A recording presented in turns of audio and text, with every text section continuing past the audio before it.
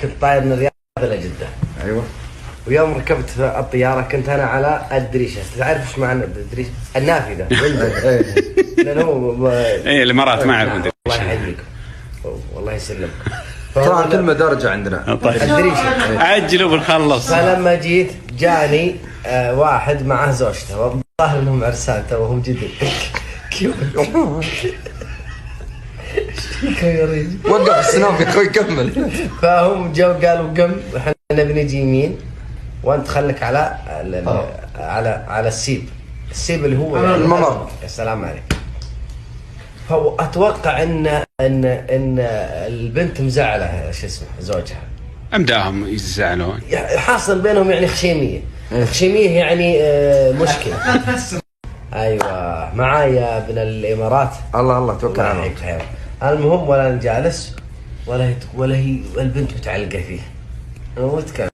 تعرف حركه زعلين والرجال انا بجنبه ومستحمل وكانت طياره صغيره يعني ما يمكن. وانت متطفل.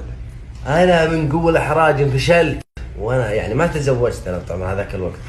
والتي وقف ميكافي واذن بس حافظها ذي واربط الحزام واطلع الصوت وهي تقول لي قلني احبك تقول له والرجال منفشل عرقه يصب على خاشمه وهي تقول قلني احبك ولا الرجال وانا اعطيه مجال ابغاه يقول يحبك ابغاه يخلص. شلون تفرق؟ كافي واذن ابغاه. المهم انها قال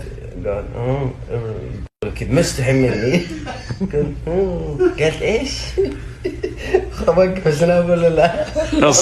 اصبر ولا يقول. قالت ايش؟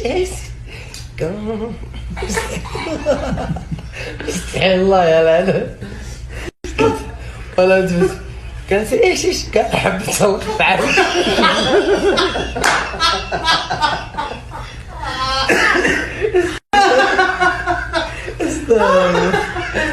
بعض الحين